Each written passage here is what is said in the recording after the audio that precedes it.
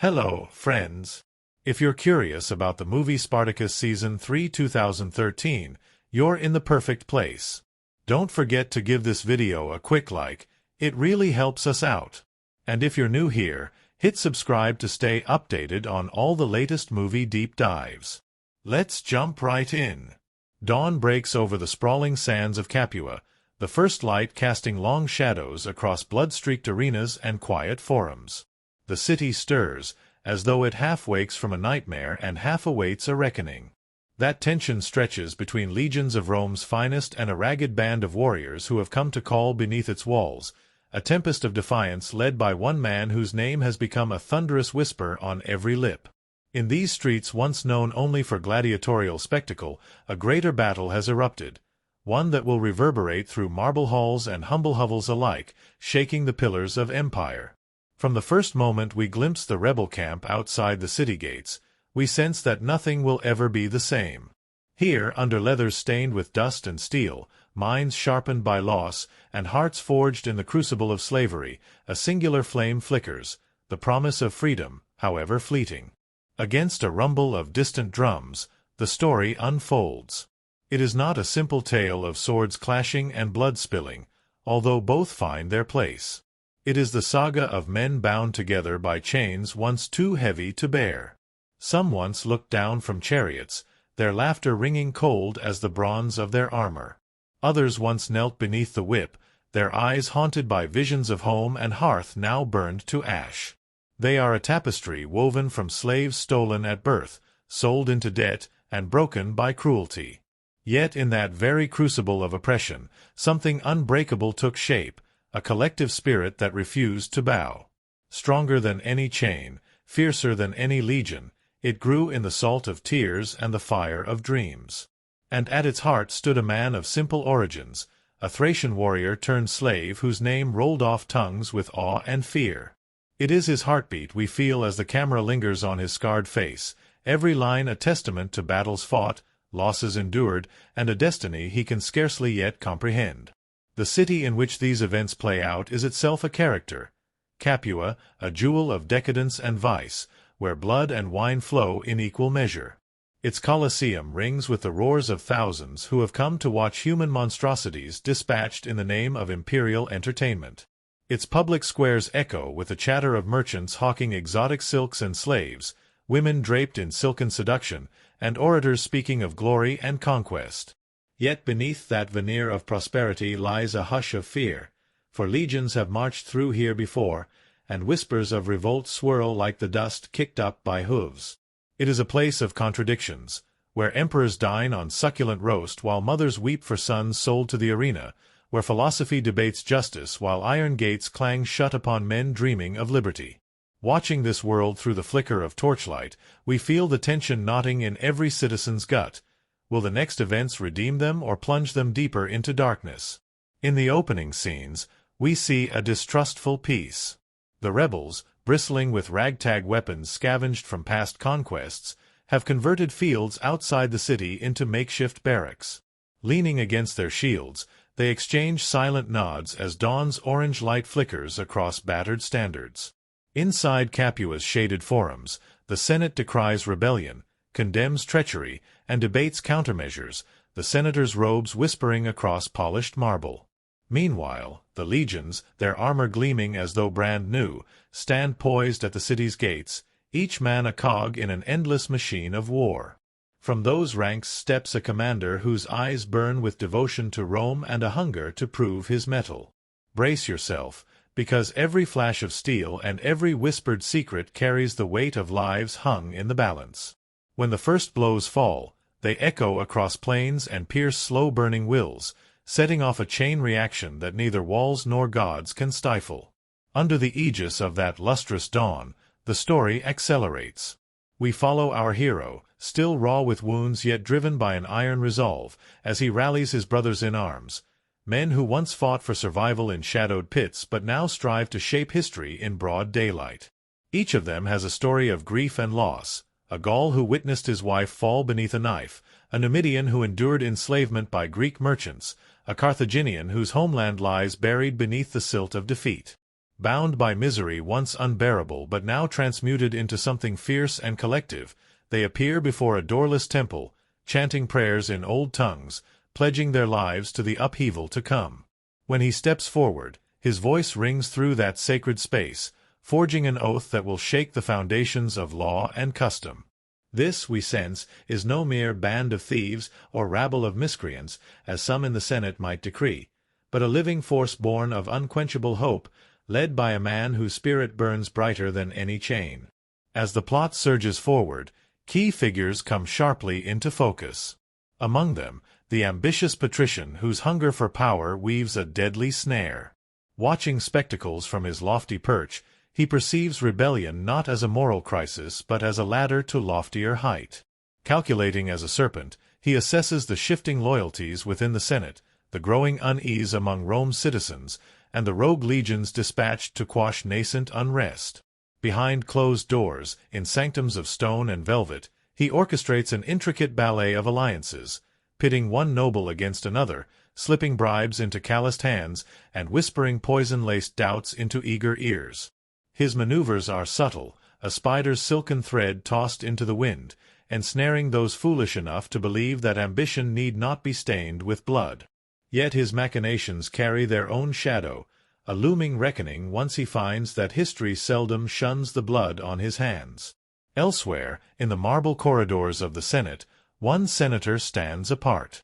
His face stoic but haunted by ideals once held dear, he trembles as he hears the distant rumble of campfires. When he decries slavery from the stone dais, his words fall on ears half-deafened by the clink of coin. For his fellow patricians, the rebellion signifies not the failure of a system but a threat to comfortable privilege, and they dismiss his impassioned pleas as the rantings of a dreamer untethered from reality. Yet whispers of his conviction ripple through the public squares, igniting sparks of dissent among the plebeians who once bowed to the Senate's will. In dockside taverns and dusky marketplaces, the echoes of his speeches grow into murmurs as men and women, stolen from families, sold into dust-choked workshops, glimpse a vision of a world reclaimed. That senator, an unlikely harbinger of possibility, embodies a theme, that within every empire's opulence lies a fracture waiting to devour it from within.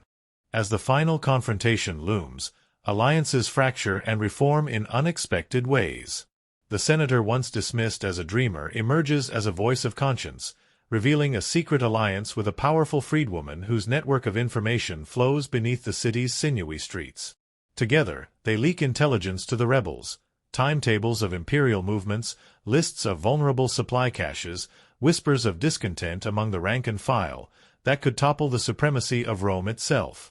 In hushed exchanges beneath moonlit arches, their whispered collaboration speaks to the theme of solidarity, that even those born to privilege may, in moments of moral clarity, join those born to chains in forging a new dawn.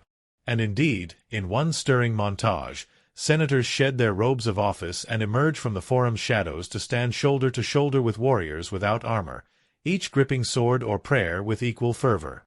The film's crescendo arrives in the city's grand amphitheater, an iron beast that once devoured gladiators for the masses' amusement, now repurposed as a stage for revolution.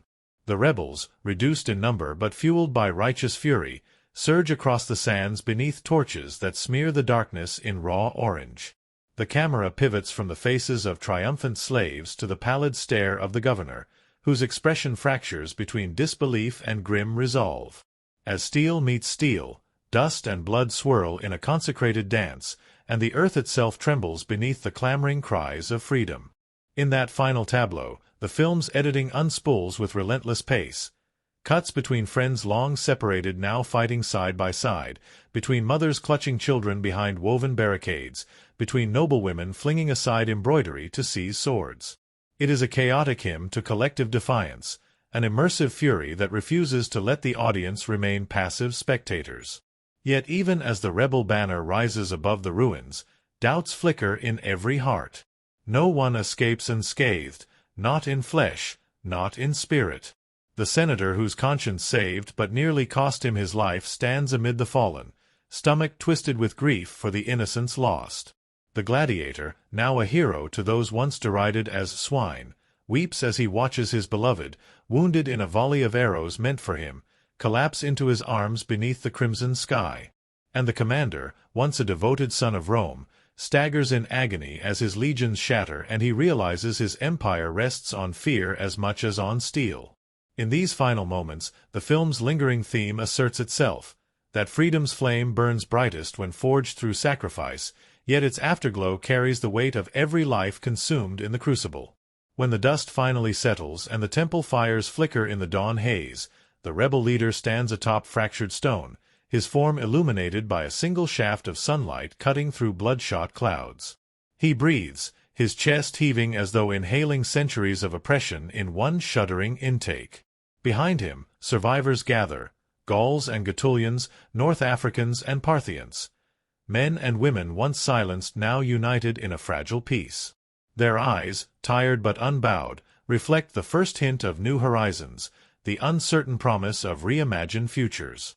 In that final frame, the camera holds on the leader's face, capturing every crag in his features, each line drawn by suffering and hope sewn into scars. As the sun crests, the cut to black arrives like a benediction. No epilogue needed, for the audience can feel the world shift beneath their feet, carried by the echo of clashing steel and hearts unbound. Throughout this epic third season, the filmmakers have woven a tapestry of visceral spectacle and intimate humanity. Their techniques, patient long takes, chiaroscuro lighting, layered soundscapes, and meticulous editing, have endured not as window dressing, but as vital arteries pumping life into every scene. From the flicker of candlelight in the solarium to the roar of thunder in the Colosseum, each choice coaxes viewers deeper into the realm of gladiators, senators, slaves, and gods. And as the credits roll on this chapter of rebellion, we carry home more than entertainment. We carry the film's central revelation, whispered across marble halls and battlefield dust, that the spirit of freedom, once kindled, can surpass the mightiest empire's grasp. So as you leave this digital arena, remember that its echoes linger beyond spectacle and reels, inviting us all to question the walls we construct and to dare, like these warriors of old, to break them free. The dawn rose over Mount Vesuvius like a silent promise of fire, its peak veiled in drifting clouds as if it were holding its breath. Below, a battered ship creaked against the chop of the Tyrrhenian Sea. Aboard that vessel stood Spartacus, once a gladiator, now the living storm that had shattered Rome's heart. His scars, white lines tracing across tanned flesh, seemed to glow even before the first ray of sun, for they carried every story he bore, the crucible of the arena, the chains of servitude, and the iron forge of his unbreakable will. When the pirates had offered him passage away from Italy, he had accepted only upon learning that they held few of the freedmen he left behind. He strode across that deck with purpose, eyes scanning on the horizon for any sign of his people. Beside him, Nasir fought to steady the rolls of the boat beneath him, each wave sending a shudder through battered timbers. Crixus, still restless from the journey, sharpened his blade on a whetstone, sending sparks into the dawn air as though mocking fate itself. Among them walked Naevia, once a cook, once a slave, now his right hand, her gaze distant, half-shrouded in dreams of the child she still believed had survived. When the coastline of Sicily emerged from the morning mist, Spartacus's chest tightened. He had returned to reclaim those he left behind, to pluck them from bondage's grip as Titanic sailors might pluck survivors from the sea. Landslides of memory thundered through his mind. The hall where men were sold, the arena where laughter dripped like blood, the night his chains shattered and the horizon widened. Now he waded ashore with resolve, flanked by warriors whose loyalty had been forged in the fires of shared suffering. The settlement lay half-hidden among olive groves. Rough-hewn huts and thatched roofs straggled along a rippled shore. The pirates had kept their promise, delivering nearly 200 survivors into Spartacus's hands. Some were gaunt, their skin etched with hunger and old wounds, but their spirits flickered no less bright for the ravages they had endured. As they stumbled onto sand, Spartacus knelt, lifting a man whose eyes were 2 fathoms of exhaustion. "You are home," he vowed, voice soft against the crash of waves. When he stood, a roar rumbled from his lungs, a sound that seemed to catch in the pine-scented wind and roll out to meet the city walls of Capua far to the north. It was the cry of someone who had traversed hell to reach the promise of dawn. The new arrivals clustered into the makeshift camp.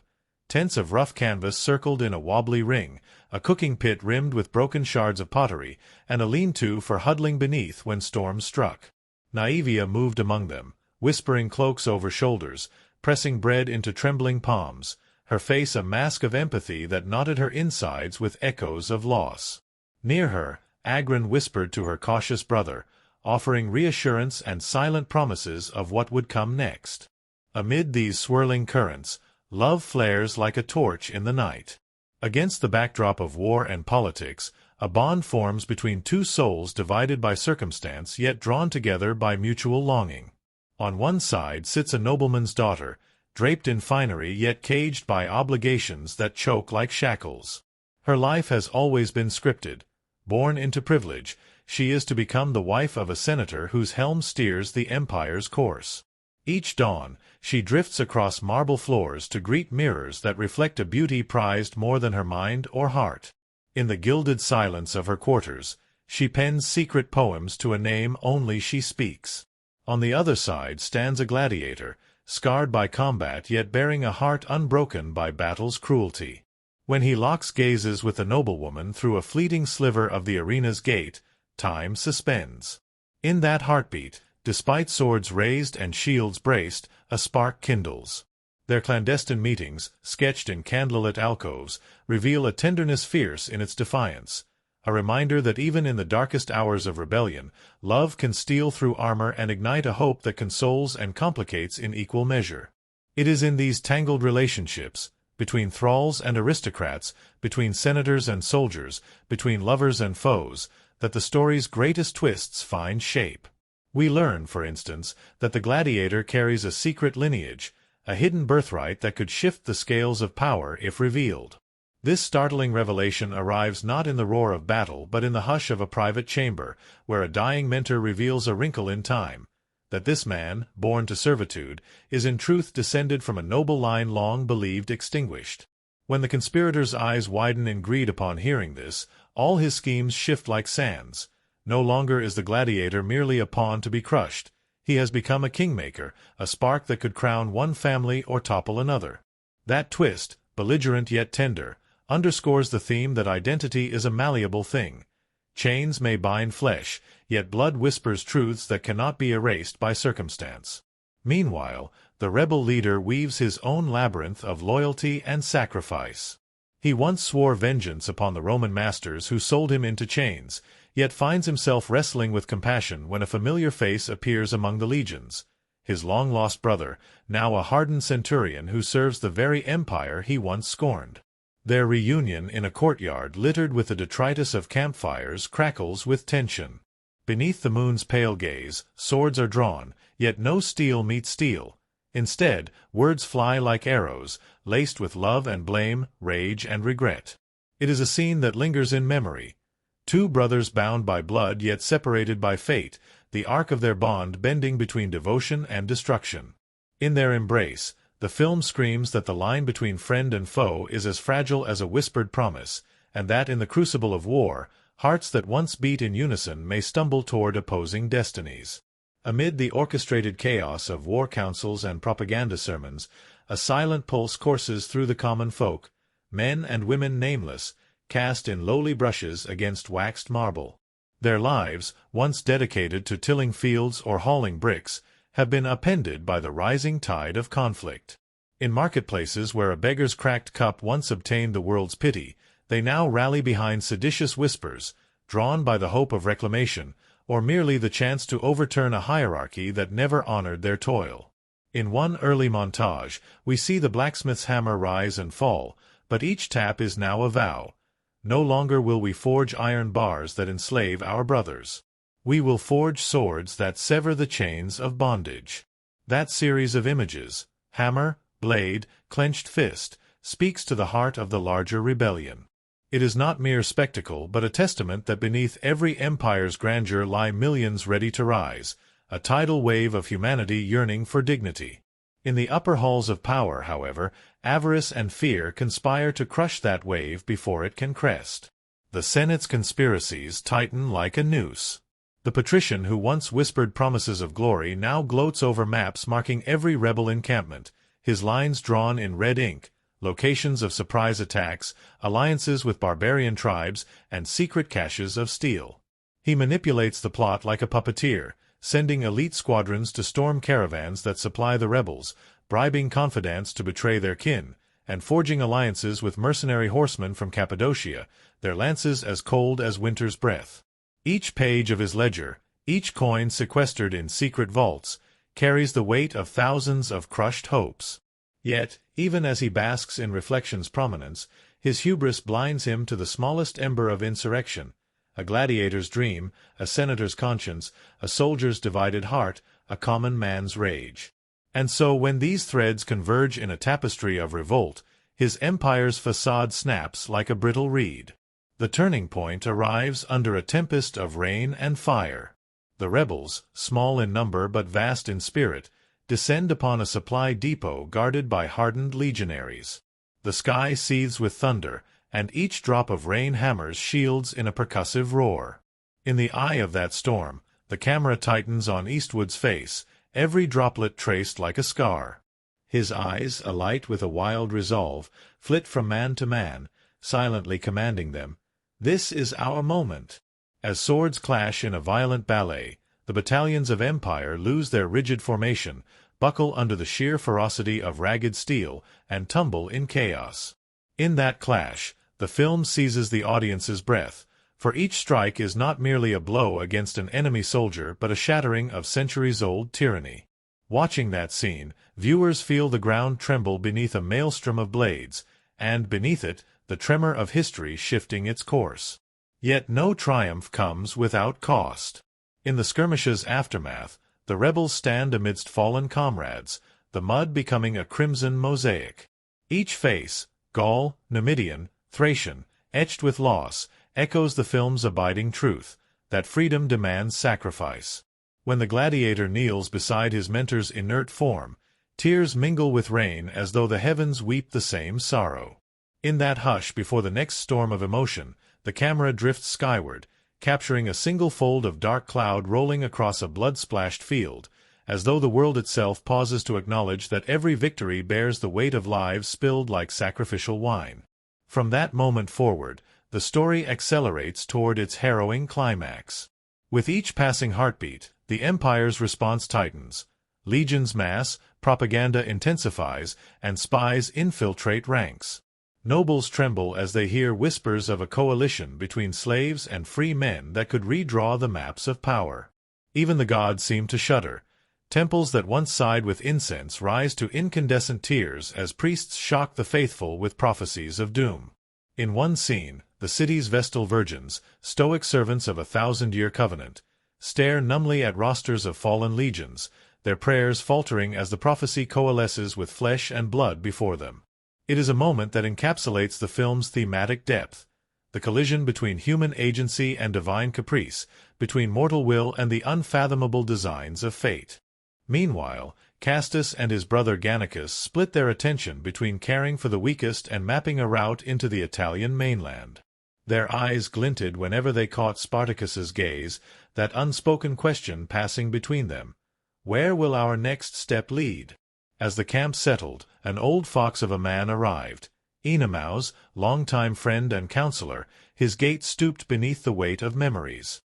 He carried a gnarled staff, its handle worn smooth by countless hours of counsel and trudging through far-flung outposts.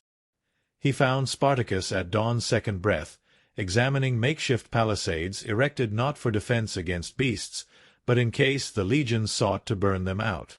Enemaus's breath came in short puffs. "Rome will not overlook this gathering," he said, voice a low rasp that seemed to echo ancient wisdom. "Crassus will come." Spartacus nodded. "Then we will make him regret ever crossing this sea," he answered, voice as steady as tempered iron. And so the camp throbbed with purpose. Daylight found the refugees forging crude spears and shields from driftwood and scavenged metal, their movements a strange dance of hope and fear. By nightfall, Spartacus gathered them in the central clearing, a rough circle half lit by torches stuck into hewn logs. Flames hummed in their bellies, illuminating faces etched by starvation yet alight with the spark of promise. "We remembered how to be free," he told them, striding to stand before them like a living monument to fractured dreams. "Now, we remember how to fight for it." His words wrapped around them, a pulse that made hearts pound in chests. Word of this gathering reached Capua before the legions themselves, traveling on the wind like a poisonous rumor. In the marble halls, senators, robes billowing and voices hushed, spoke of rebellion in dire tones, calling Spartacus a traitor who dared defy Rome's divine right to order. One said, "Let the boy play in Sicily's shadows. His kind always find a way to die there." But a younger mind, haunted by the memories of his own enslaved brother, stood from the dais. Marcus Crassus, rising like an ominous colossus, fixed his gaze on the other lawmakers. "These people," he said, voice laced with cold fire, "were once ours to command. They choose now to claim no master but their own will. Rome cannot abide such defiance." His hand fell across a map etched on polished oak, tracing roads through Lucania, Apulia, and Samnium. "I shall march," he declared, "and bring each one back in chains, or see that these lands are fire-sworn in their defiance." Gasps followed, but his resolution did not waver. In that hushed capital chamber, the die was cast. Crassus would lead the might of Rome against the will of a man and his army born of vengeance and hope. The season's current shifted swiftly thereafter. In the weeks that followed, Spartacus marshaled his forces, gathering wanderers, barbarians splintered across the Italian hills, deserters from legions who had glimpsed the rebel fire and felt its warmth kindle something long dormant. The Gauls arrived first, their feral war cries carrying across dawn-lit vineyards, axes swinging with reckless gleam. The Germans came next, their braided hair whipping in the breeze, sturdy hands that grasped a sword as though holding a lifeline.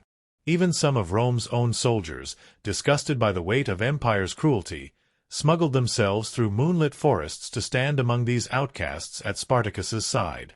In a grand council beneath the amphitheater's broken arches, they pledged their swords to a single banner: freedom or death. Their numbers swelled to nearly 8,000, a living multitude that no longer recognized the divides of language or land, only the steel that glinted in their shared dream. Meanwhile, Crassus hunted them with relentless method. As the rebels crossed campfires scarred across the heel of Italy, Crassus established 6 fortified camps, each ringed with wooden palisades and bristling with ballistae poised to launch barbed bolts like vengeful birds. He moved his infantry with Roman precision, noiseless at dusk, blazing with torches at dawn, mapping every road, guarding every pass. Wherever the rebels foraged for supplies, Crassus's legions lay in wait, hungry vultures circling for the kill. Governors in coastal cities ordered supply wagons to be ground to brass tacks should they dare venture toward the rebels. Even once neutral senators in Rome whispered a famine's specter, fear curling the mouths of citizens who grew anxious over stories of starving children begging under city gates. In those moments, the season's tension tightened. The rebels must strike quickly or face starvation's slow, quiet death. Faced with such peril, Spartacus adapted. He became a shadow, a wraith darting through Apennine passes, leaving rumor and fear in his wake. Cunning scouts, slinking foxes with eyes glinting like lanterns, slipped behind Crassus's lines, felling camps in midnight raids. Each strike became a whispered legend. Duro, the giant Gaul, smashed a gate's wooden bars with his bare fists. Gannicus, once the renowned champion of Capua, danced between Roman swords like a blade in wind, severing a legion's standard from its pole before tossing it into a flaming pyre. Those victories, though small in scale, reverberated across hill and valley, galvanizing new recruits and reigniting hope among the downtrodden. Yet every spark risked swift reprisal. Crassus, stung by these losses, ordered his legions to lay waste to any settlement aiding the rebels. Farms went up in acrid smoke, villagers were dragged into chains or struck down in cruel reprisal.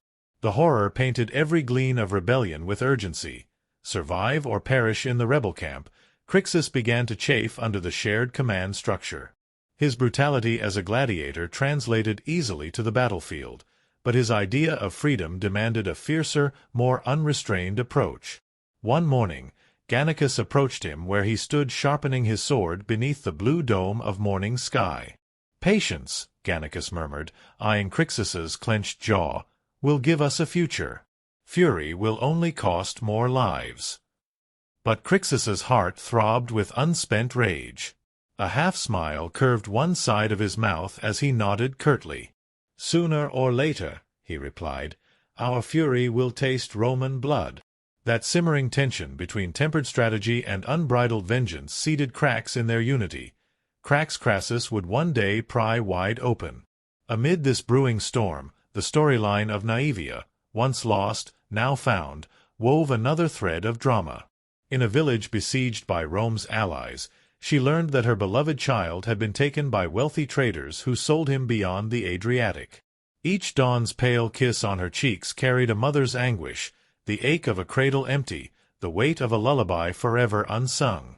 Sura, Crixus's bride, bolstered her with fierce determination, pledging that no matter who the boy belonged to, he would return to his mother's embrace or die in her arms.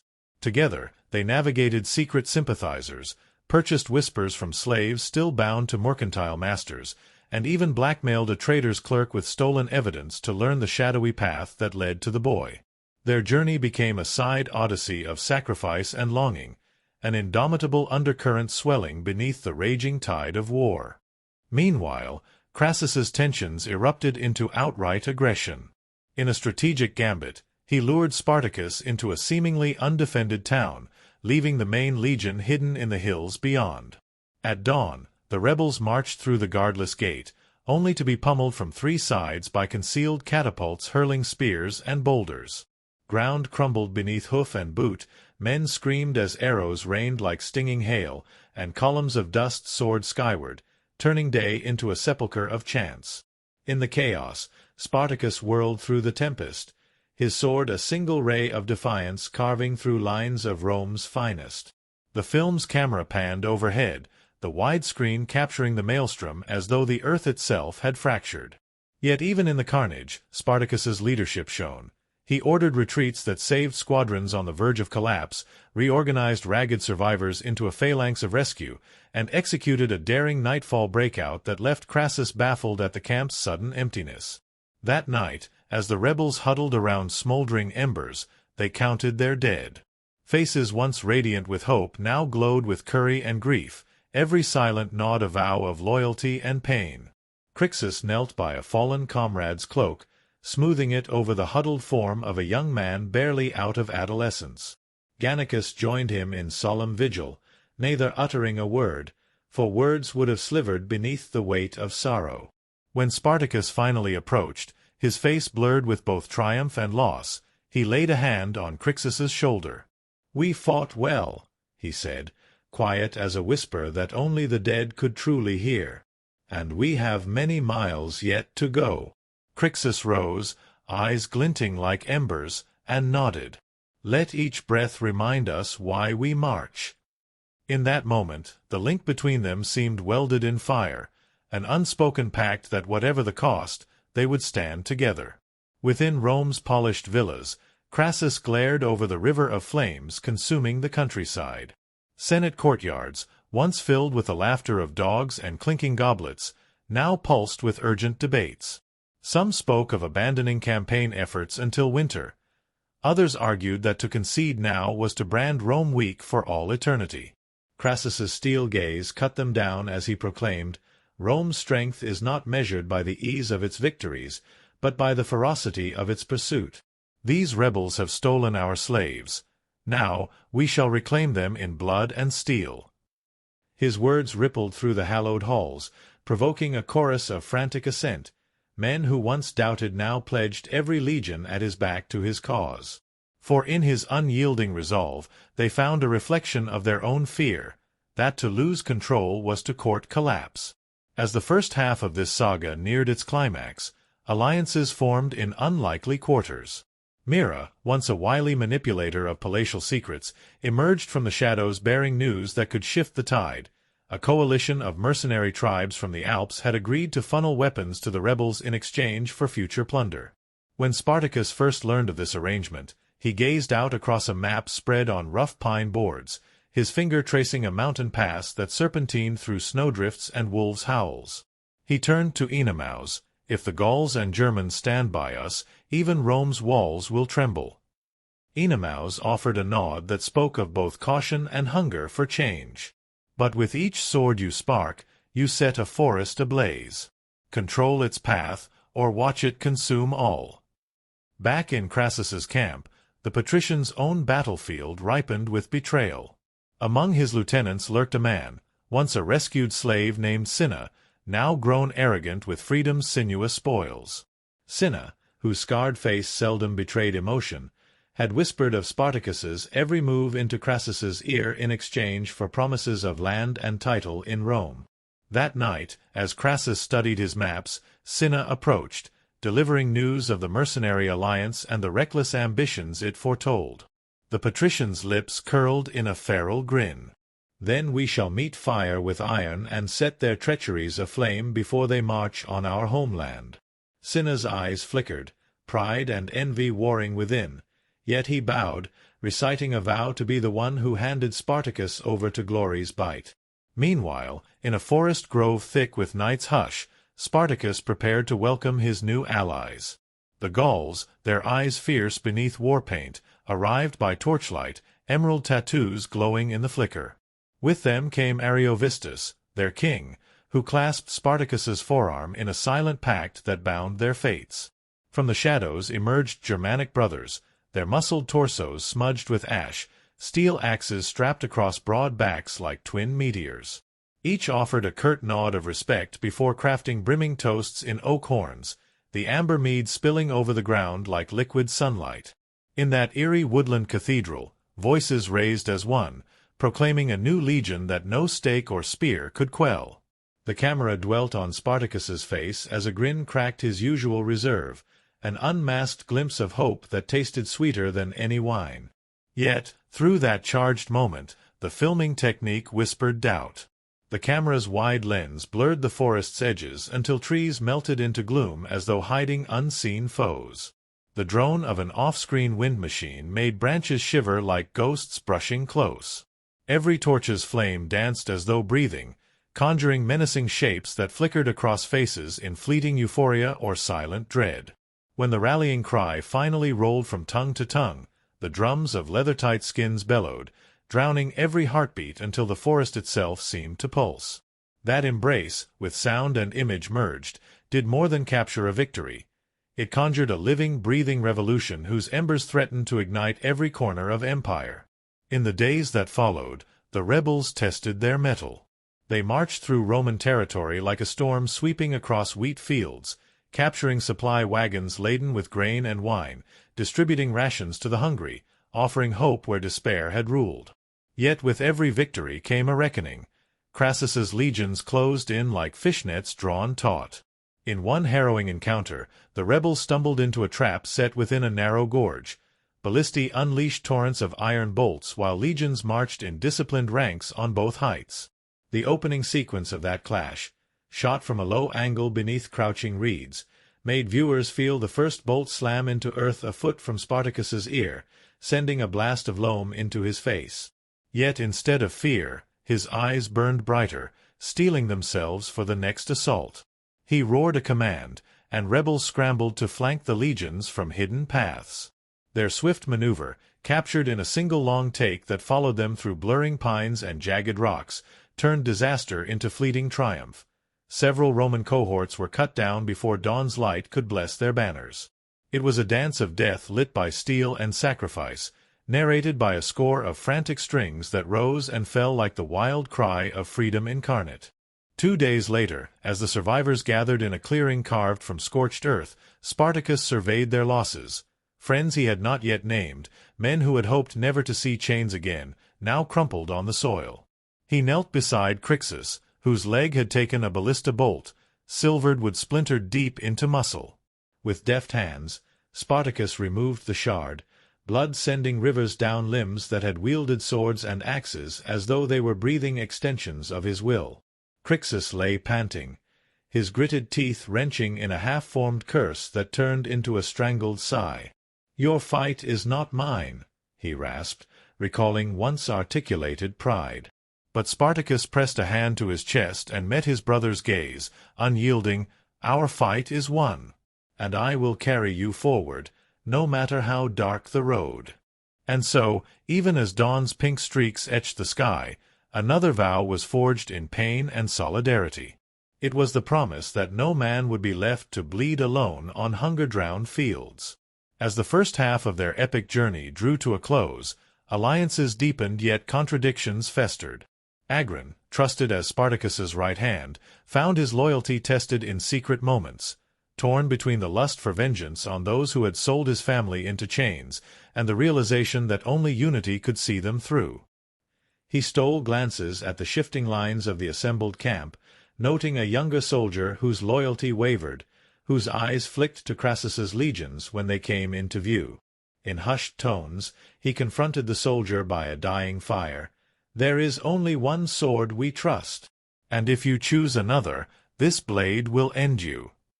Yet in those moments, Agron's own voice trembled with unspoken longing for the shepherd's quiet life he had abandoned, a life without iron and blood, a life he feared he could never reclaim. Thus, when the camp's trumpets finally sounded at dawn, cues that Crassus's legions were closing in, Spartacus's thoughts turned inward. Beneath him, the world seemed to hold its breath. Birds hushed in leafed boughs, horses taut with muscle as though straining to be set free, and the men themselves waiting, each wondering whether this fight would free them or crush them beneath the empire's heel. In the hush that preceded battle, Spartacus walked among them, touching shoulders, whispering words of bravery, glimpsing eyes brimming with tear-wrought determination. He reached Naevia, whose face was pale from grief but lit by an ember of hope, and he offered a silent nod, as though conveying that every risk, every sacrifice, was meant to reclaim her son's cradle song. Then he turned to face the rising sun, raised his sword high, and let out a roar that seemed to split the sky itself. In that echo hung the promise that though the chapter yet to be written would be stained with blood, it would be inked by the unquenchable flame of liberty. And so, at the moment when steel trembles on tempered shields, we leave these warriors on the brink of destiny. Their paths are set, their bonds tested, and the battlefield before them glows red with the promise of both triumph and loss. The first half of this tale has woven its threads of fury and hope, of love and sorrow, stitching a tapestry that pulses with yearning for a world unshackled. What comes next will demand every ounce of courage and every shred of unity they possess. For they stand not merely upon a field of battle, but at the threshold of history itself, ready to carve their names into the stones of legend, or be swept into oblivion as another footnote in Rome's endless march. The dawn light broke across the camp like a promise and a warning, casting long shadows over rows of sharpened spears and shield formations. Spartacus stood at the edge of the clearing, his chest heaving from the night's exertions, as he surveyed the remnants of what had been a growing force. The legions of Crassus had struck swiftly at dawn's first breath, collapsing on the rebel camp with a thunderstorm of steel. Fires still smoldered where tents had once sheltered hundreds. The air still tasted of ash and the iron tang of spilled blood. Spartacus's eyes burned with grief and rage as he listened to the moans of the wounded, the rhythms of fevered prayers sung by men whose lives had narrowed to a single, desperate heartbeat. Among the survivors stood Agron, tending to the thrashing form of a young recruit whose leg had been crushed beneath a siege tower's wheel. Agron's hands were steady, his face carved with sorrow, yet when Spartacus approached, he rose and met his leader's gaze with a fierce nod.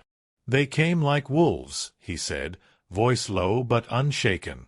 "We scattered their hunting packs, but not without cost." Around them, the field teemed with survivors, scarred faces illuminated by the glow of torches held at trembling hands. Naevia directed the wounded toward stacked blankets, her own arm wrapped in makeshift bandages where a stray arrow had grazed her shoulder. She offered Spartacus a brief nod before returning to her ministrations, eyes shadowed by exhaustion and an unspoken promise to find her son. Spartacus stepped forward, his heart pounding with the weight of command. He raised his hand, the silence folding around it like a cloak. "We have won a reprieve," he began, voice sonorous. "Our enemy meant to crush us today, but we still stand." His words rolled over the field like a tide, coaxing hope from the rubble. "Yet our path remains perilous. Crassus's legions gather in the north. Rome's resources stretch thin, but their iron will remain unbroken. Our victory is a spark. We must fan it into an inferno." A murmur rippled through the men. Fear, determination, and the memory of too many friends lost. Spartacus let that murmur settle, then lowered his tone. "Tomorrow we march again. Tonight we bury the fallen and steel ourselves for the road ahead." Under the flicker of torchlight, the wounded were tended, the dead were laid in shallow graves rimmed with hastily gathered stones, and the living drew thin rations of hard bread and bitter water. Cracks formed in the rebel lines beyond grief. Crixus's absence weighed on them like an unhealed wound, and every man felt the pull of despair as he passed the lean form of their fallen comrade, still clad in blood-spattered armor. When Spartacus knelt beside Crixus's grave, 2 wooden stakes bearing his mark, he whispered a vow that carried through the night's hush. "Your fury guides me. Your memory steels my resolve. I will not fail you." He pressed his palm to the damp earth and let the grief rise within him like a tide, only to push it back down, forging it into determination. As the sky paled with the first hint of dawn, banners were hoisted once more. The rebels formed ranks across a rolling hillside, spears aimed skyward like a forest of grim determination, hearts steeled against hunger, fatigue, and fear. Spartacus strode along each line, the soles of his sandals crunching on frost-hardened earth. He offered a brief word to each group. Agron, sharp as ever, prepared to scout the high ground to the east. Gannicus, his fellow gladiator, watched with cool resolve, scars gleaming in the pale light, and Oenomaus, age etched in each crease of his face, offered silent counsel, his eyes saying that every step forward carried the weight of 1,000 shared dreams. They marched northward through countryside scarred by war, past villages that lay in ruin and fields where crops once grew now lay trampled by Roman patrols. Each day, small skirmishes flared, veteran legions ambushed by nimble rebels who struck at dawn or dusk, then melted away beneath the cover of forests. In one harrowing encounter, Spartacus led a detachment through a narrow gorge, archers hidden in overhanging crags sending volleys of arrows into Crassus's baggage train. Flames leapt from supply wagons carrying grain for starving legions, and as the fire roared, Spartacus's men cut ropes and gutted oil barrels, turning the supply lines into a river of flame that rolled downhill to scorch the camp.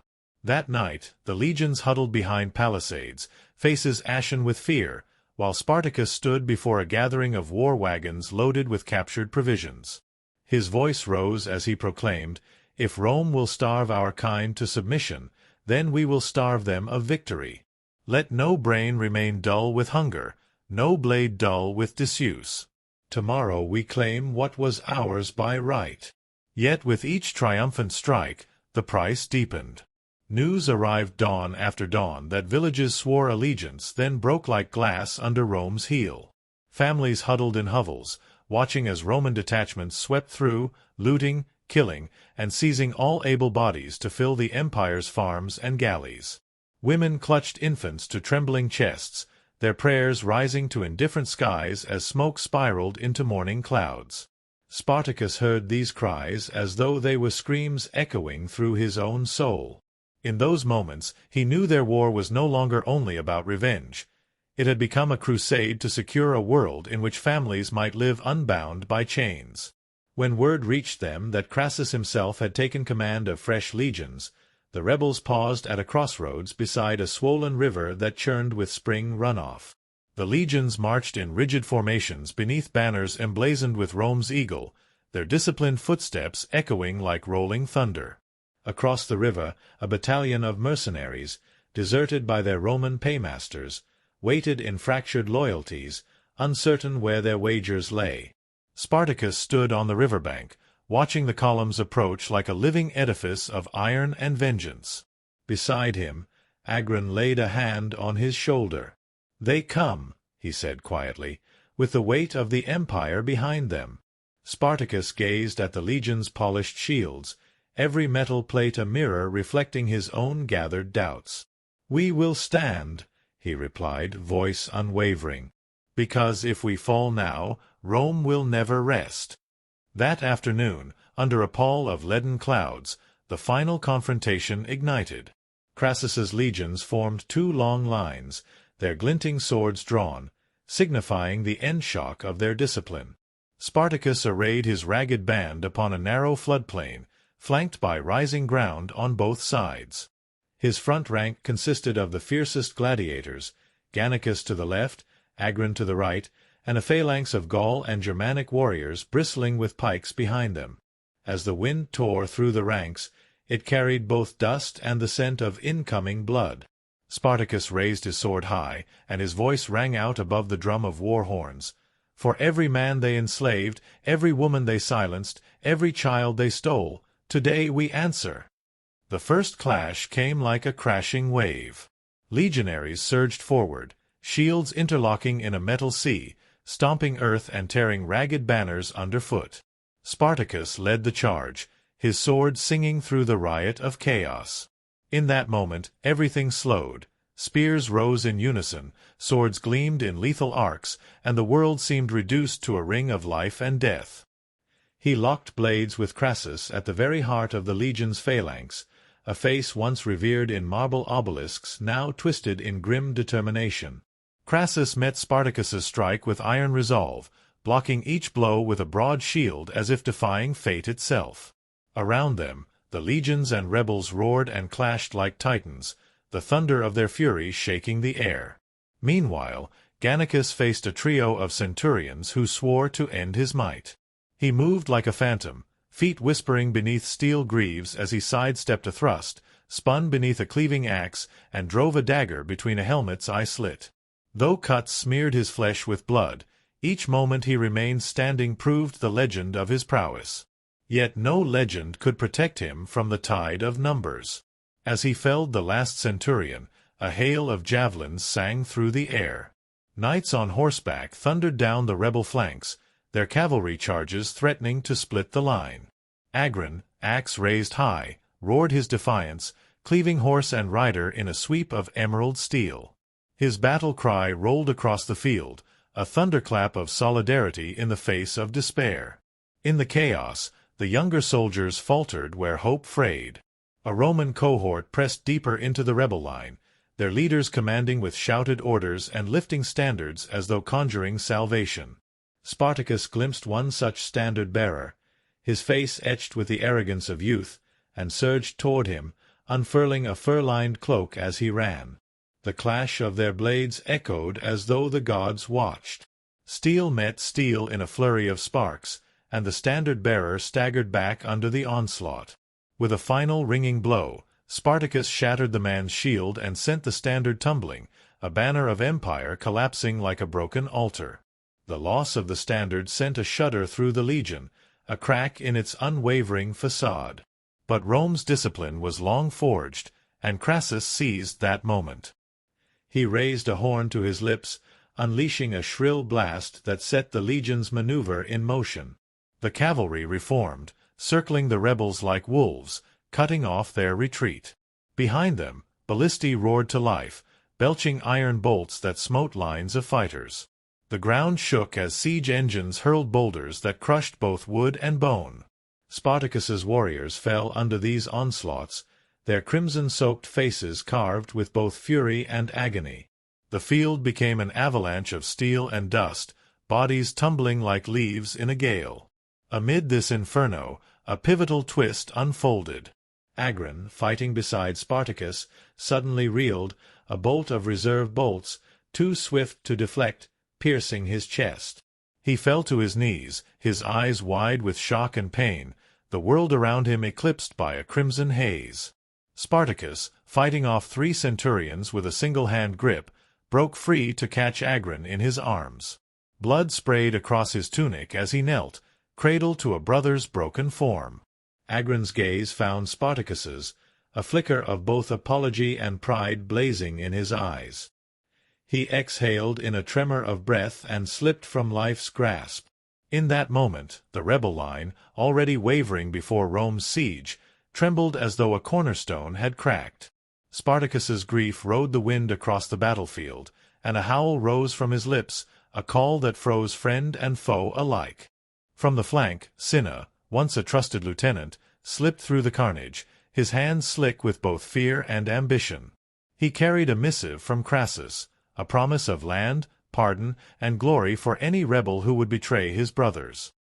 He met Spartacus not in spectacle but in a hush, offering that parchment as though it might pacify an avalanche. Spartacus flung the scroll to the shuddering earth, sparks of contempt dancing in his glare. "Your bargain is a shroud," he spat, voice laced with scorn, then turned to face his brothers in arms. "No traitor stands among us. Our bonds are forged in blood and fire, not in gold."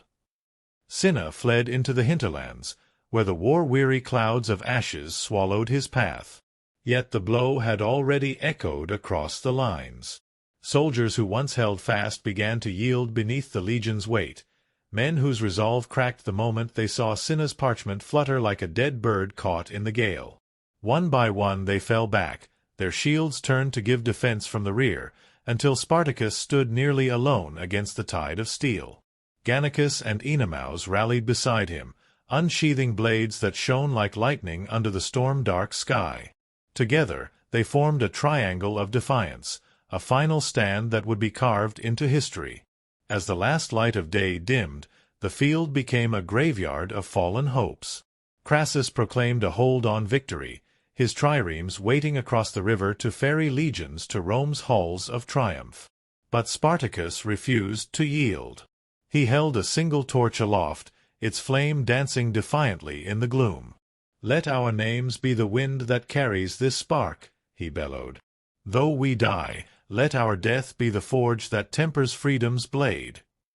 His cry rolled across the ravaged clearing, igniting a tremor of courage in the hearts of the few who remained. In that final moment, every life on that field became a testament, not to the might of an empire, but to the indomitable will of men who had once been broken yet refused to stay down. Crassus, seeing that defiance, offered clemency to any man who would submit, only to be met by a chorus of raised torches and an echoing roar. And so the final massacre began, red as the memory of slaughter. Each swing of a sword, each pull of an arrow, carried the weight of broken chains and unquenched dreams. Spartacus fought with a ferocity that seemed to transcend mortal flesh, each blow forging his spirit into a legend no empire could smother. But the numbers overwhelmed him. With every defeated comrade, the circle around him constricted, turning his final stand into an Ouroboros of steel and despair. At last, as he knelt upon a heap of bodies, Gaul, Numidian, Thracian, Roman, his breath ragged, he raised his sword one final time. With a fierce command, he unleashed a roar that tumbled across the carnage like thunder, and in that cry, every man who ever suffered for freedom found voice. When the echo died, the silence that followed was absolute. Crassus's legions, smoking with spent fury, lowered their shields and watched as their leader strode forward. He offered a nod that reverberated across the grove of broken dreams, signifying an end. His advisers pressed forward, drawing the warriors from their final breaths and heaping them in great piles to serve as a grim monument to Rome's triumph. The fields ran red with rain and blood, and a brave few dug shallow graves beside stacks of arms, burying those who had died free rather than return to chains. Spartacus's body was stripped of war gear and laid upon the bare ground, his arms outstretched as though crucified by fate itself. Crassus walked to stand before him, eyes glinting with a strange mixture of admiration and relief. "You fought bravely," he murmured, stepping over the blade that once sang his name. "But your flame could not outshine Rome's enduring glory." And in that final hush, the surviving rebels, those who had feigned death to escape the massacre, crept away in the cover of night, their hearts heavy with both grief and remembrance. Among them, Gannicus cradled his blade as though it weighed all the world. Oenomaus wept silent tears for a brother in arms lost, and Naevia pressed her lips to the ground where Spartacus fell, offering her own vow that his name would live in legend. Thus ended the tumult, the final act of a saga written in blood and anthems of defiance. Rome's halls echoed with the news that the greatest rebellion since the Punic Wars had been extinguished, its embers stamped out beneath legionary boots. Crassus returned to the Senate triumphant, clad in a triumphal robe embroidered with the names of quashed tribes and vanquished cities. Yet in his heart lay the seed of doubt, for though he had smashed the rebellion, he had also lopped away a pillar that had once steadied his ambitions, a spark that flashed glimpses of a world where men stood as equals. And in those brief moments, as he watched senators clamor for his dues, he felt the chill of knowing that his empire carried a memory Rome had yet to master, that even greatness can fracture before an idea whose time has come. Far beyond the stone pillars and whispering forums, the survivors of Spartacus's host hid in forests and valleys, nursing wounds and memories that would one day become the bones of legends. In distant villages, they spoke his name with reverence, telling children of the Thracian who rose from chains to rally broken men into an unstoppable storm. And though his blood stained the earth red, it nourished the seed of freedom that would sprout in hearts unwilling to bend. Across the realms of slaves, farmers, and outcasts, his story passed from mouth to mouth, a whispered promise that tyranny's shadow could be pierced by the steel of courage. And so the season's tapestry, woven from sweat, betrayal, sacrifice, and the roar of rebellion, found its final resting place in history's embrace. A man once shackled by chains transcended them to stand in defiance of a world built upon subjugation. His death became the birth of a legend, a warning that every empire's brilliance flickers in the night, and every heart that dreams of freedom keeps a spark alive that no conqueror can fully extinguish. In the end, his sword lay broken beside his fallen form, but his spirit soared above, unyielding, indomitable, remembered forever as the clarion call that even the mightiest walls tremble before the will of a man who dares to dream of a world unfettered. He moved among the broken tents as though he carried the weight of every scar and secret on broad shoulders that refused to bow. Each footstep he took crunched on frost-hardened earth that had once felt like sand beneath restless feet. Spartacus was not born a hero. He was forged by the sting of the whip, the clamor of steel on shield, and the bitter remembrance of a world that had dismissed him as nothing more than a thrall destined for death in the arena. When he first stood beneath Vesuvius's shadow, his skin bore the lash marks of a slave, and his eyes held a haunted distance, as if he gazed always toward some horizon just out of reach. Yet with each day he rose to tend to the wounded, to rally men whose dreams had withered under brutal masters. His presence became a compass of iron resolve and compassionate fire. He spoke seldom, but when he did, his words cut through despair like a sword through silk, sparking hope in men whose hearts had grown silent. In every glance, he carried the echo of lost children and wives torn from their homes. Yet with each day he rose to tend to the wounded, to rally men whose dreams had withered under brutal masters. His presence became a compass of iron resolve and compassionate fire. He spoke seldom, but when he did, his words cut through despair like a sword through silk, sparking hope in men whose hearts had grown silent. In every glance, he carried the echo of lost children and wives torn from their homes, echoes that guided his path, making him both shepherd and storm. Beneath that hardened exterior lay a soul that bled twice, once for the horrors of servitude and again for the crushing cost of revolt. Yet even as he led his ragged band through ambush and massacre, his resolve never faltered. Each scar he bore was proof that his body might bend but never break. And when his enemies thought reprieve awaited him in Sicily, they learned that his spirit was as indomitable as the mountain that towered in the distance, veiled in smoke and myth, challenging all who dared approach. Crixus, by contrast, was fire incarnate, a tempest of raw strength and unchained fury. He was not drawn to Spartacus by whispers of freedom but by the promise of unbridled vengeance. When he first locked eyes with his fellow gladiator, that moment ignited a conflagration. Two souls, both scarred by chains, yet driven by different urgencies. Crixus bore the weight of a woman he loved and lost to cruelty, and each swing of his blade was fed by a grief that roared like a wildfire through his veins. His every movement carried the grace of a panther ready to leap, muscles honed through years in the arena, each sinew a testament to survival against impossible odds. Yet in the hush between battles, an ineffable loneliness flickered across his features, a hunger for something he could not name, tempered by the cold clarity that only pain can offer. In the rebel camp, he bristled with impatience, resenting strategy when it felt like chains reshaped, and craving the immediacy of blood and steel. Where Spartacus sought alliances and long horizons, Crixus saw only the now, the next thrust, the next scream, the next stolen victory. But beneath that edge of constant battle lay a heart that ached for tenderness, for the memory of a woman whose laughter once guided his hand in the pit. When they parted at night beyond the palisades, he would kneel before her gravestone in memory, cursing the world that had breathed life only to steal it away. In every flash of his blade, he honored her, forging his fury into a promise that no man, no empire, would ever again break him wholly. Yet, when his fury danced on the battlefield, it sometimes threatened to consume him, his loss becoming a crucible that both fueled his strength and gnawed at his soul. Where Crixus moved like a bellowing storm, Gannicus moved like a whispered promise of dawn. He was the thief of hearts, a gladiator whose smile shimmered like morning sunlight on water, capable of melting even the hardest soul with a single glance. In the arena, his performance was poetry in motion, blades whispering death as he danced through the blood-soaked sands, and the crowd roared for a savagery that bore the unexpected grace of a predator at play. Yet behind that grin lay a man who had once believed he could conquer fear with laughter alone. When he first walked into the rebel camp, he carried the weight of a shattered empire on his broad chest, having danced too often on the razor's edge between victory and oblivion. In his eyes, one glimpsed not only the thrill of combat but the memory of whispered prayers to gods he had long since abandoned and the hollow space where honor should have lived.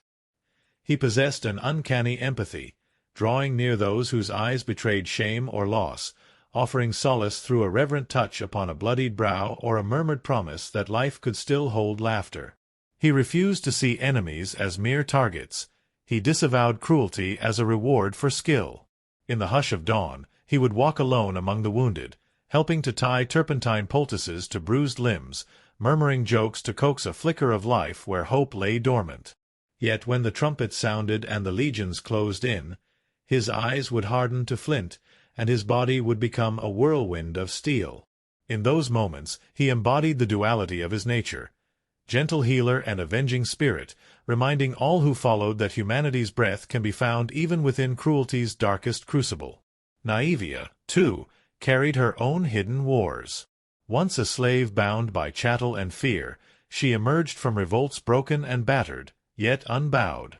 She saved her compassion for children who hid beneath cotters, offering stolen bread and whispered lullabies, recalling the son she might still have in some distant land. In her eyes flickered the tender ferocity of a mother's love, a love that endangered her every step. When she first laid eyes on Spartacus, she saw not a leader but a fellow survivor, someone who bore the same scars in his silent gaze. In every task she undertook, preparing potions to staunch bleeding, crafting makeshift bandages from torn cloth, or bolstering waning spirits with her song, she extended a lifeline that wove the rebels together. Yet in the hush between candles and embers, she carried inside a tempest of grief for her son, whose fate flickered like a distant star she could almost reach but never touch. She poured all of her mother-heart into every man's recovery, though each breath she drew reminded her of that cradle left empty. When the road grew long and camaraderie frayed, she would walk in silence, tending to wild herbs at dawn's glow and murmuring prayers to gods who might have a child's face. Her resilience burned as bright as any hero's valor, for she refused to let the cruel hands of fate smother the coals of hope. In every glance dire with pain, she shone as testament that love can anchor even the most shattered soul. Agron's loyalty was as constant as the tide's return, yet beneath his steady gaze simmered a hunger for purpose that he only half understood. Born to masters who once beckoned him to bring wine to their tables, he had tasted the bitterness of a tremor beneath gold, a revelation that the world both cradled and damned with equal ease. When Spartacus first freed him from the arena's damnation, Agron knelt in gratitude so profound that tears carved tracks across his scarred cheeks, his shame dissolving in relief. Yet as he marched alongside the rebels, each step weighed by ghosts of slavery, he grappled with a disquiet. Would he find his place not only as a warrior but as a man whose dreams extended beyond vengeance? His sword hand was true, his courage unwavering, yet in quiet hours he gazed at stars and wondered if freedom meant more than new chains of responsibility to a brotherhood that expected absolute fealty. When the first trumpet of ambush sounded, he shed that doubt like a cloak and became the shield that protected his brothers in arms.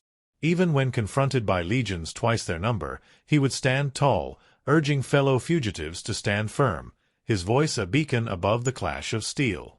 But in the hours after the purchase of victory, he would slip away to a quiet stream, gazing at his reflection and questioning the breadth of his newfound identity. For he understood that a soldier's blade only defined half of a man, and the other half, untested by the thorn of doubt, often burned with hidden yearnings.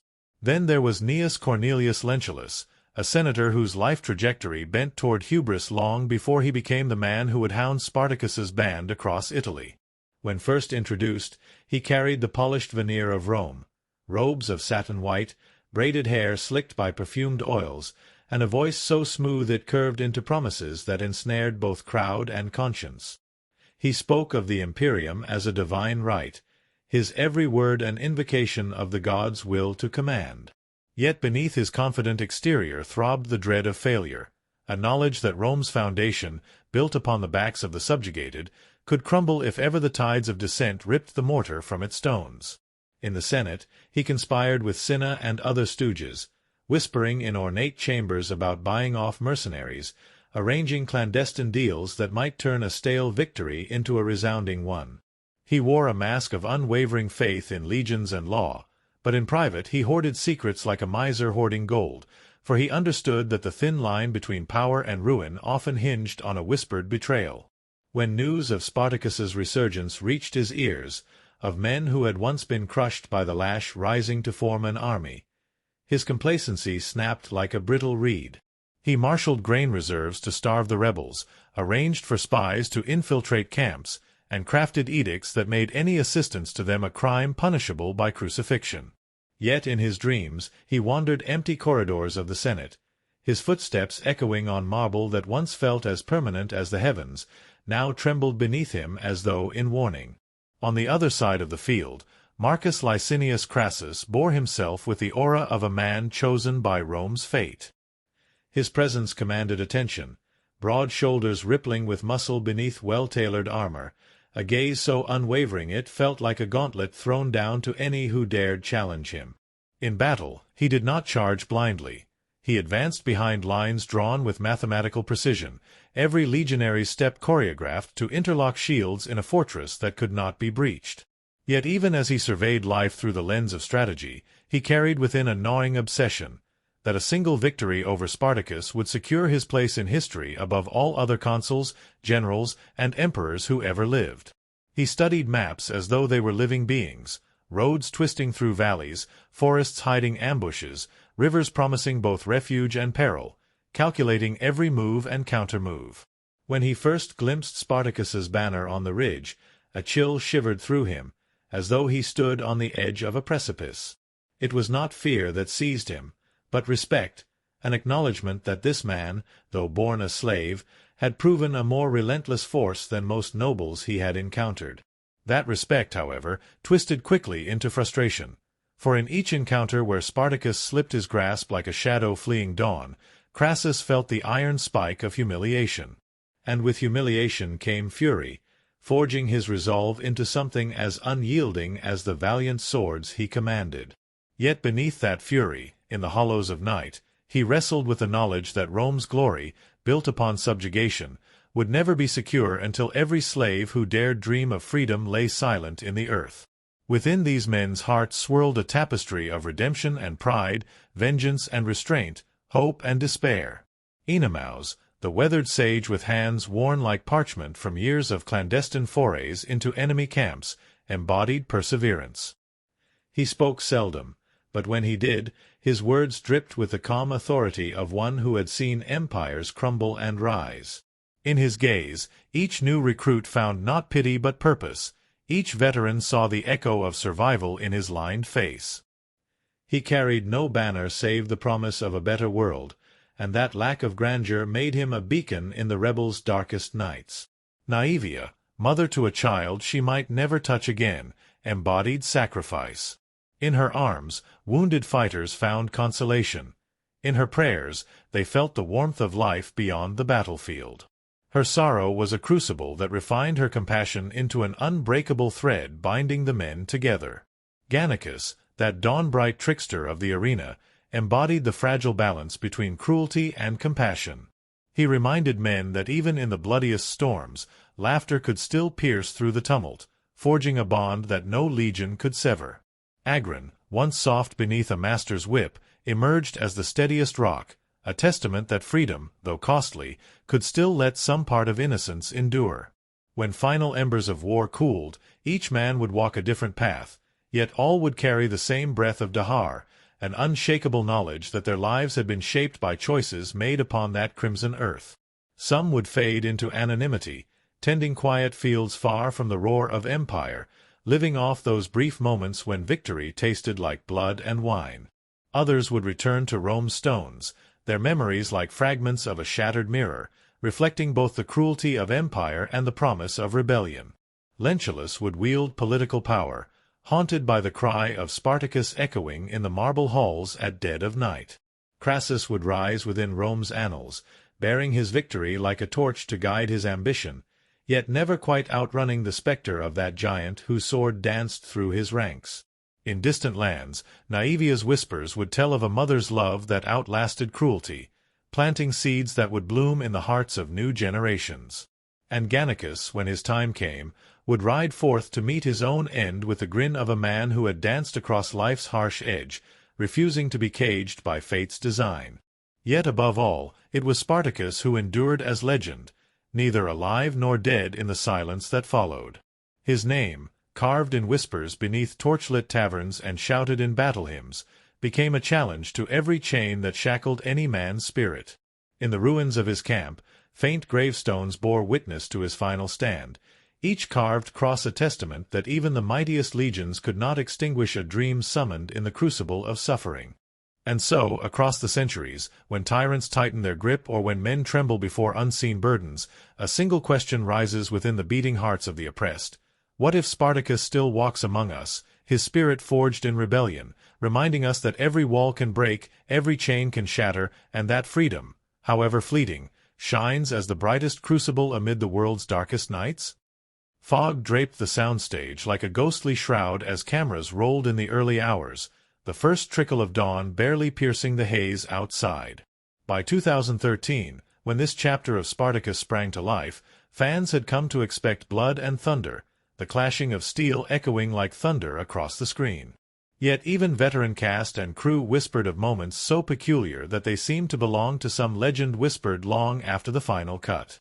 On one particularly brisk morning, an extra, dressed as a stunned legionary, found himself unable to remove his helmet for nearly an hour. Crew called for armorers, who discovered the iron headpiece had tightened to his skull in the damp chill, as though the fog itself had fused metal and flesh. When they finally pried the helmet free, leaving the extra with a shock of red hair protruding at odd angles, he blushed so fiercely that onlookers joked he had been branded by some ancient Vesuvius curse. That anecdote became spoken of in hushed awe. Even props on this set refused to loosen their grip once they had claimed someone as kin. In the early stages of production, the team scouted locations across New Zealand's rugged landscapes, hunting for valleys that could double for Capua's hills, craggy outcrops to stand in for the caves where outnumbered rebels huddled. On one fateful scouting trip, the scouting party reached an isolated ridge just as storm clouds gathered overhead. They found a shallow, cave-like recess where blankets and boot prints suggested minor wildlife activity. Undeterred, they set down equipment to film a test shot, an extra trailing a sword through the wind-swept grass. As the first bolt of lightning spiked through the sky, a terrified screech sounded from deep within the cave. Out stumbled a small, shaggy creature with eyes like polished obsidian, no larger than a sheepdog but resembling nothing known to any field guide. Its fur dripped with an oily sheen, and it emitted a low, warbling sound that froze all blood. Crew members fled as though pursued by demons. Only the scout camera operator stayed long enough to capture a few frames of that beast's scuttling silhouette before it vanished into darkness. That footage was quietly entrusted to the prop master, who stashed it away in a crate labeled "For Laughter," until, months later, a nighttime watchman claimed he saw a shadow of that same creature pass beneath a floodlight in the parking lot. Today, both cast and crew swear that Ridge is haunted by some prehistoric wraith, an untamed spirit that birthed a rumor no mortal script could fathom. Back on set at Kumu Film Studios, the construction of Capua's Grand Coliseum mock-up was an enterprise of almost mythical ambition. Carpenters and set dressers labored for weeks to recreate a massive, semicircular facade, each stone caressed with layers of acrylic paint and dusty glaze to mimic centuries of grime. Yet on opening day, as hundreds of extras, convicted brigands, felons, and bit-part soldiers, lined the aisles to simulate crowds, the archway above the main gate groaned ominously. A rumbling crack like thunder rolled across the lot, and debris rained down upon two stunned extras. Alarmed, technicians rushed to hold up the propped stones with steel beams. Only later did structural engineers discover that a rogue earthquake swarm, originating from underwater tremors off the coast, had jolted the ground just hours earlier. Undetectable to cast and crew, yet enough to twist the underpinning supports.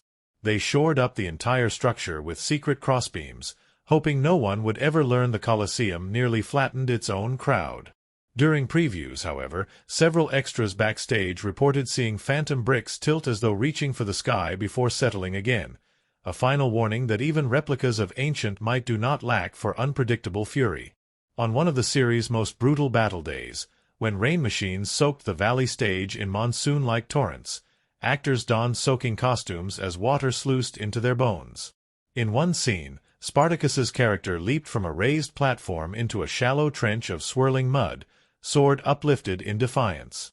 As he struck a defiant pose, an actual flash flood, not from the rain guns, swept through the set, swelling the trench into a raging torrent within seconds. Background extras were knocked off their feet. Horses galloped in blind panic. Stunt coordinators raced to extract the lead actor, who clung to a piece of set timber as water swept him downstream. Only after hours of frantic crew effort, wrenching closed the floodgates to an upstream sluice, did the water subside, leaving behind a tangle of equipment, tangled cables, and a very harried director. Closer investigation revealed that the crew had inadvertently redirected runoff from a neighboring vineyard dam, which gave way under pressure. Writers later incorporated the deluge into the script's lore.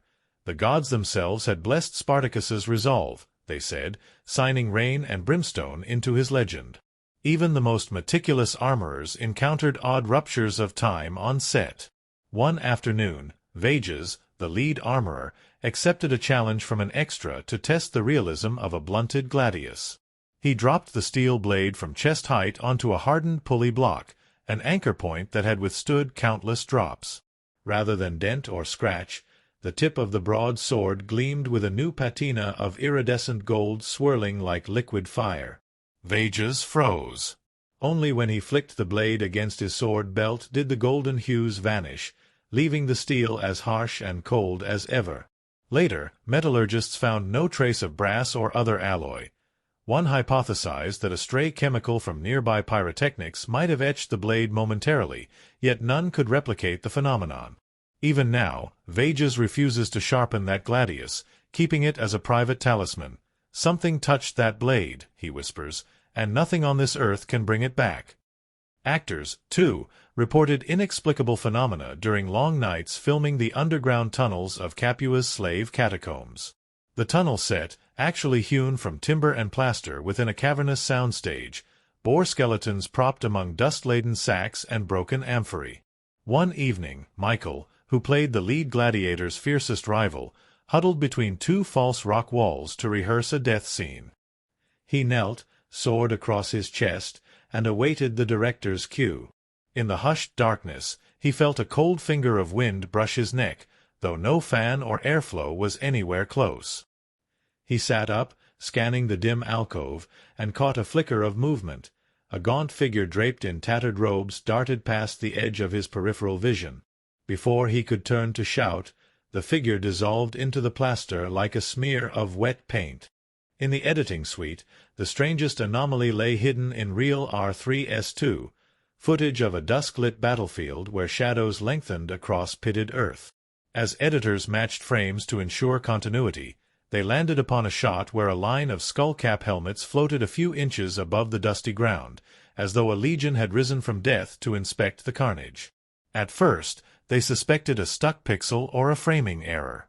Then they played the reverse frame. No helmet, no figure, only the field bruised by incoming arrows. Puzzled, they advanced 20 frames forward, still floating helmets. Each ghostly soldier remained suspended for precisely 23 frames before sinking back into earth. That footage survived Final Cut, barely perceptible beneath layers of dust and shadow, but keen-eyed fans have paused that exact spot to confirm the phantom procession. Post-production legend has it that the sound of rattling bone, recorded from an actual catacomb, was layered in as a test, but no sound designer admits to that mix, and the skulls continue to rise and fall as though the dead still marched in an eternal rebellion. Actors loved stories of that floating legion. Manu Bennett, who played the stoic Armenian soldier, swore he saw those helmets move in his peripheral vision while standing alone in the dark editing suite. He claimed he smelled a metallic tang, as though ghosts carried their own scent of millennia-old blood, and he would not step onto the set for night shoots without a prayer. Similarly, Katrina Law, who portrayed a warrior's daughter, said she felt hands brush her senas when rehearsing swordplay in the catacomb set. The moment she pointed her blade down a corridor of low arches, she heard a woman's soft sob echo off stone. She flinched, then focused her camera on the wet plaster to reveal no hidden speaker or crew. Yet the next day, the same corridor smelled of cold earth, as if fresh grave loam had been swept inside. Cultural consultants, hired to ensure accurate portrayals of Roman and rebel customs, were stymied by one detail: the portrayal of the Thracian rebellion's final rites. Historical records from Pliny and others offered glimpses of sacrificial ceremonies held at dusk, yet full descriptions were lost to time. The series' religious advisor suggested a mixture of Scythian, Thracian, and Dacian elements, weaving horse skulls and wine cups into scenes of incantation. Actors performing the rite felt that the incantations themselves, language stitched from Latin, Greek, and reconstructed Thracian phonemes, triggered a tremor in the air. One week, a makeshift pyre of resinous would fail to ignite. On the next, it flared into conflagration 10 feet high, spitting sparks into the damp night. Firemasters replaced the kindling, yet every morning, embers glowed as though the flames refused to fully die. They blamed residual silts from earlier scenes, believing that chemicals on the fuel alters combustion rates. Yet one offhand remark among the cast: "We lit this to honor the storm god. Perhaps he still rides the clouds," traveled through production like folklore, reminding all that art and spirit often collide in unplanned mysticism. A final curious detail lies in the scripted dialogue. Creators strove for authenticity, enlisting linguists to reconstruct the Latin spoken by legionaries and a simplified Thracian dialect for the slaves. Yet when they attempted to adhere strictly to reconstructed Thracian grammatical conventions, actors reported cold drafts sweeping through the studio, even in midsummer's peak. Running alternative lines in contemporary English caused the drafts to vanish. Sound mixers then recorded a single line of Thracian chanted at normal volume, no echo, no sound effects, and played it through studio monitors as the crew wrapped for the day. Technicians reported abrupt drops in ambient temperature, lingering for a few minutes before normalizing. At this point, language consultants simply approximated Thracian to a composed syntax that closely resembled ancient Greek gutturals, foregoing further research lest they conjure more unnatural phenomena. Most actors remain happy that those poorly understood words at least sound right for the moment, an eerie reminder that some tongues, once lost, can still tug at the bones of the earth. In the final weeks of post-production, editors discovered a pattern in the dailies for scenes filmed near any body of water. Whenever an adult actor's face hovered near a river or stream, whether the wide Thames doubling for the Styx or a trickle conjured for a spring near Capua, his eyes often clouded slightly on camera, as though catching the refraction of another world swimming beneath the surface. Cinematographers attempted to attribute this to stray light from waterproofed reflectors, but subsequent tests revealed those glares repelled water's surface by standard physics. Sound crews overlaid rippling water effects at varying pitches, and the cloudiness persisted. Entire shoots were reprised, only to produce the same milky vision effect. Today, fans debate whether these glimpses represent the souls of the drowned or merely a trick of lenses and angles. Cast and crew joke that only eyes unclouded by a soul might roam the watery realms without trembling. Perhaps the strangest legacy comes from those few who pressed forward with a belief that the production had, somewhere deep in its metallic heart, conjured something beyond mere spectacle. One midnight, years after the series ended, a lone archivist accessed reels archived in a climate-controlled vault beneath the studio. Among the thousands of hours lay a single reel marked Red Raw. In it, a sequence of a grainy field at twilight captured a formation of horsemen charging. Yet the clopping of hooves made no sound, and when paused, the horses had no visible riders. Frames flickered between full gallop and stilled ghosts. The arena stood empty, though moments earlier a crowd of hundreds had filled the stands. The archivist sealed the reel, adding it to a folder labeled, "Not for Viewing." Still, rumors persist that private collectors occasionally glimpse fragments of that reel, snippets of a vision that refuses to be framed by mortal eyes. These stories swirl around the making of Spartacus Season 3 as though tethered by wild threads of superstition and genuine wonder. The production, renowned for its combat choreography and narrative daring, also became a crucible for occurrences that defy simple explanation. Fused helmets, ghostly legions, living swords, and languages that chilled the very air. Each incident, whether embraced with a shrug by hardened technicians or whispered about in the furthest reaches of internet forums, lent the series a texture beyond bronze and silk, an uncanny hum that suggested the spirit of a rebellion might linger both on and off camera. In the flicker of those frames and the hush of those nights, memories took on the weight of myth, reminding all who dared to listen that history, once unearthed, can refuse to be constrained by earth or script. And so, in the hush after the final credits roll, when the lights snap on and viewers rise from their seats, a lone ripple remains. That each image, each chord of score, each clink of steel might carry an echo of something more, a brush of the divine, a whisper of the past, or the simple truth that in the making of legends, sometimes the greatest mysteries unfold behind the scenes.